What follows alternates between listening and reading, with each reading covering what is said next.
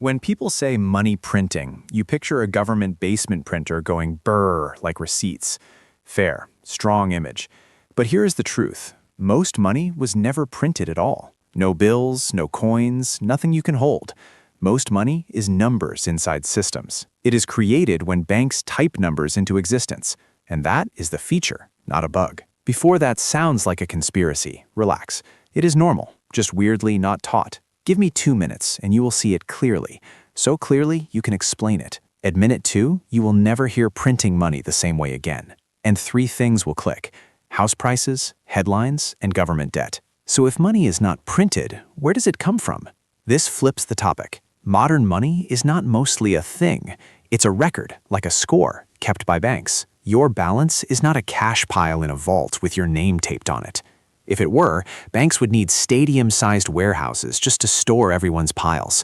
And some employee would sprint around saying, "Where is Ahmed's pile? He's buying fries again." What you actually have is a promise. Swipe your card and numbers move. So you can send money instantly. No suitcase, no movie music, just your app doing math. Here is the part 90% of people never hear, and it changes everything. The main factory creating new money is not the government. It's commercial banks, the beige buildings with terrible pens chained to the counter. And the way they do it is hilariously ordinary. Remember this line: they make loans. That's it. Stay with me.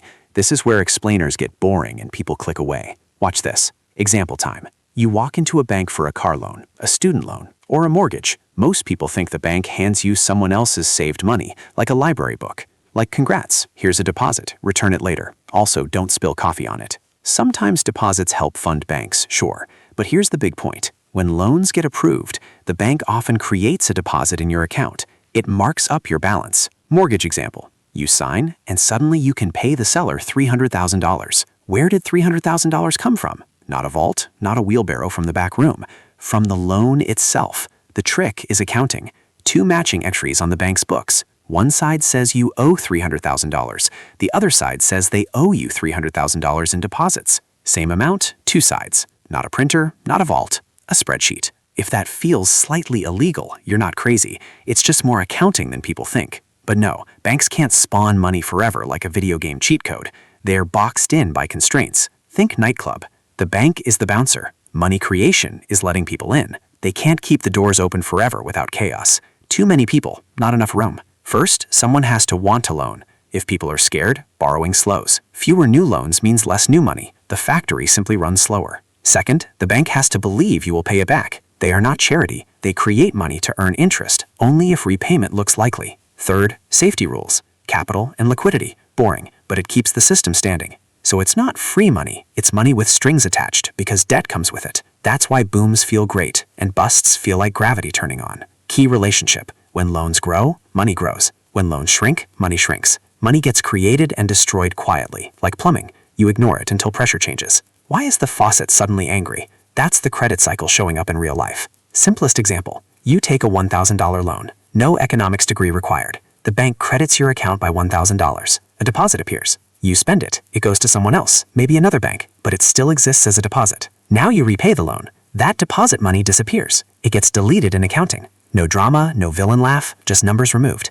That's why you don't notice daily. You notice when credit conditions change. That's when it hits housing, jobs, and markets. When credit is easy, spending rises and house prices can shoot up fast. Friend says, "I offered 20% over asking." And you're like, "Are we okay?" When credit tightens, hiring freezes, fewer big purchases, markets get moody. Same economy, different pressure. Now the plot thickens. Governments and central banks enter. What does government do then? 2 big things. Government spends and it issues debt. And the central bank sits nearby like a thermostat, keeping it from overheating or freezing. Here's the map. 2 kinds of money you should care about. Bank money, deposits in your account. That's what you use every day. Central bank money, behind the scenes, for settling between banks plus cash. When you pay, banks settle in the background. You don't text the central bank. Your bank does. Cash is government money, but it's a small slice compared to deposits. Cash is like offline mode. Good for emergencies, not the main operating system. This is where systems can break and crises look sudden. If trust cracks, things move fast. If banks can create money by lending, why does everything not explode? Because lending creates risk. Banks live and die by trust. If customers move money out, banks must settle fast. If a bank can't settle, it looks weak. People panic. That's a bank run. A bank run is like everyone trying to leave a stadium through one door. Not fun. That's why central banks matter in a non-mysterious way. They stabilize the plumbing under stress. They influence the price of money, interest rates. They can lend to banks, buy assets, and provide liquidity when markets seize up. That relationship is not optional. It's structural, built into how the system works. So printing is misleading. It sounds like a garden hose spraying cash everywhere. Reality is simpler. Loans create deposits, repayments destroy deposits. The central bank adjusts conditions. The government taxes, spends, and borrows with bonds. And yes, this ties into our debt episode, because debt is part of how this gets managed. Here's the line separating headlines from reality. The constraint is not running out of dollars. A currency issuer does not run out like a household. Different rules, different risks. Real constraints are inflation, confidence, and the real economy keeping up with demand. If spending power grows without more real stuff, prices adjust. Inflation, bubbles, or both. Scoreboard went up, but the stadium didn't add seats. That's the mismatch. Zoom out. We want money to feel solid, but modern money is social technology. It works because we agree it works, and institutions keep it stable enough to trust. It sounds flimsy until you imagine the alternative. Money only is gold. Then the economy is stuck mining output, with a bottleneck on growth and flexibility. No flexible response to wars, recessions, pandemics. Big shocks hit harder. Modern economies absorb punches partly because money is managed, not just mined. Dark joke.